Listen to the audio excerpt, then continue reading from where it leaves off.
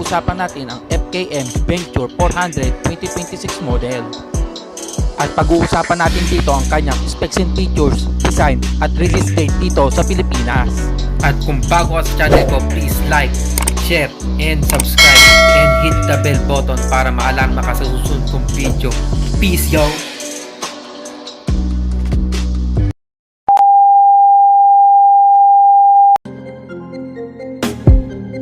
And so we are back mga kabisi.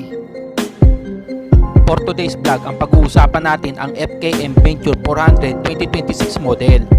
At finally nga sa naganap na Makina-Moto Expo 2026 at pinakita nga ng FKM ang kanilang makabagong modelo ng 400cc na adventure bike. At kung isa ka sa isang fan ng isang adventure bike o isang scooter bike na pang off-road o trail, itong big bike na to ang nababagi sa iyo. Dahil pinapakilala ng FKM ang makabago nilang adventure scooter bike na may lakas at hatak pagdating sa bundok o uphill ang kanaan, dahil hindi ka nga neto pipitinin sa power at sa torque.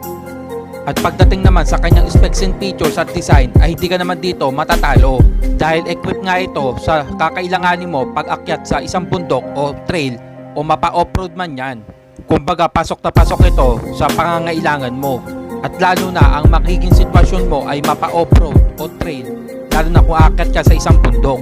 At di lang yon ay aasahan din natin dito ang pagkakatiwala nito sa kalsada. At di lang yon, kung ikaw ay magkakaroon ng isang sitwasyon o senaryo na makaka-encounter ka ng lubak, di lang yon tarik, at di lang yon ang higit sa lahat ang baha, at di lang yon ang putik ng kalsada o daanan na talaga naman masusubok ang iyong katatagan. At kaya naman etong si FKM Venture 400 ang maaasahan mo pagdating dito, dahil sigurado o tsak ay maaasahan mo ito pagdating sa mga ganyang kondisyon. Bibigyan ka neto o di ka neto papahiya, dahil equipped nga ito at sa mga kakailanganin mo pa. At para sa akin ay good na good to para sa isang beginner. Pagdating sa kanyang hatak at bilis at availability ng kanyang part ay hindi ka neto bibiguin. Pagdating sa kanyang parts ang availability ay always available at madaling makahanap neto sa kanyang kasa. At pagdating naman sa kanyang services ay always available at talagang maaayos ang mga ginagawa nilang mga unit. At ayon nga sa mga nag-avail ng FKM ay napakaganda ng kanilang services.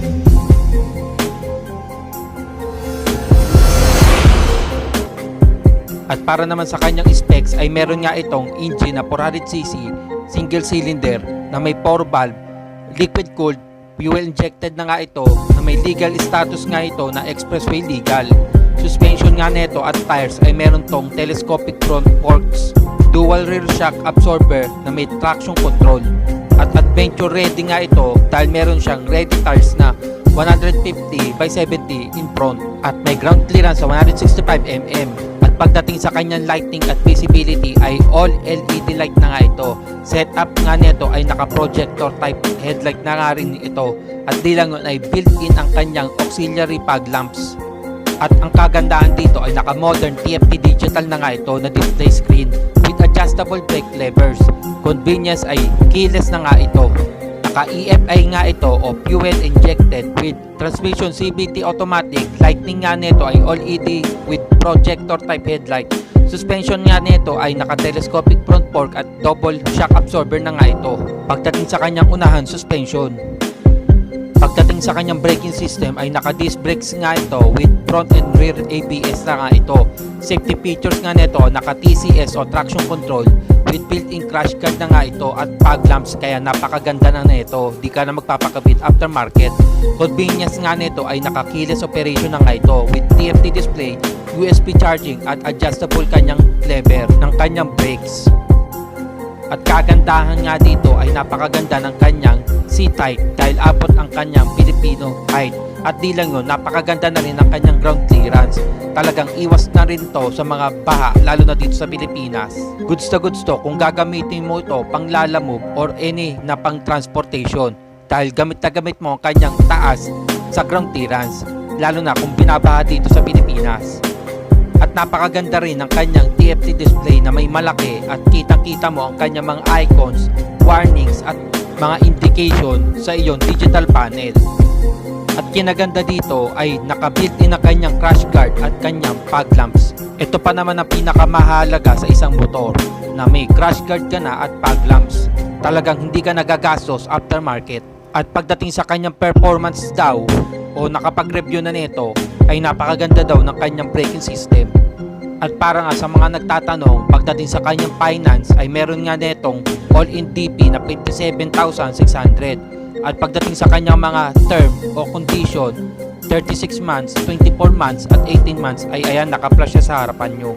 At pagdating sa mga branches na nito ay marami na rin itong branches dito sa Metro Manila, sa South at di lang yun, sa bandang Visayas.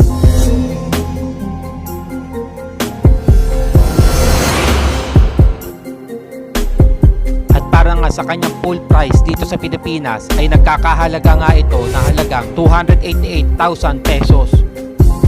At yan yung SRP, kaya naman nagkakatalo na lang yan sa iyong kukuhanan na branches kung magkano ang magiging patong nito sa branches.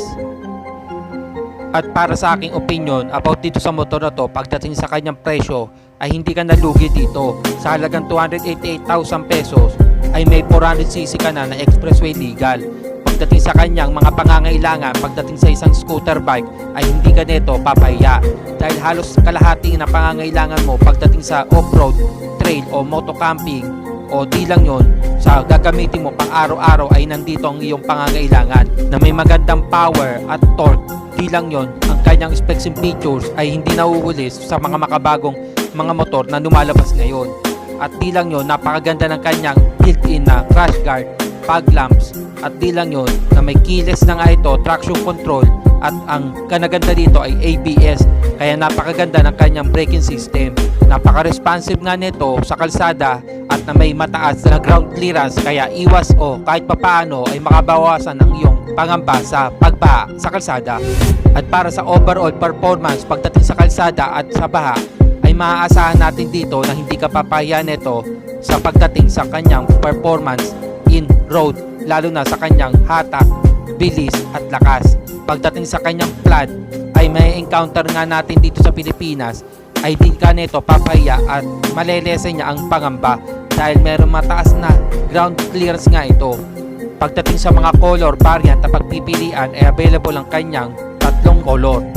At pagdating sa kanyang quick specs ay ito, at i-post nyo na lang dahil ito ang pinaka overall nito na specs and features. At para naman sa Venture 400 na gagawin yung installment ay may SRP nga ito na 288,000 na may down payment na 43,200 at ito ang kanyang terms at condition at kung magkano ang monthly nga nito sa iyong nakuwang terms. Para sa kanyang presyo ay ito ang binabayaran mo dito na may magandang specs at features. Talagang maaasahan mo dito na hindi ka lugi sa iyong nilabas sa pera. Maaasahan mo itong motor na to pang long term.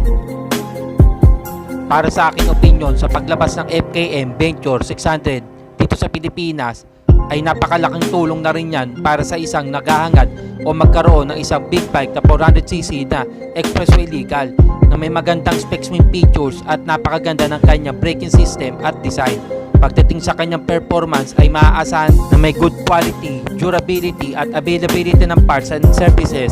At di lang yun, napakaganda na rin ng brand ng FKM dahil napakadagal na nga neto dito sa Pilipinas at halos na nga na may mga FKM na owner ay napakaganda ng kanilang mga services at parts ay napakaganda na rin ang mga feedback nito dahil available nga ito sa mga kasa at di lang yun, good review sa kanilang pages at di lang yun sa mga previous owner nga nito. Talaga maaasahan natin dito na quality ang kanilang mga nilalabas. So kung bago ka sa channel ko, please subscribe and hit the bell button para ma-notify ka sa susunod kong video. Peace out!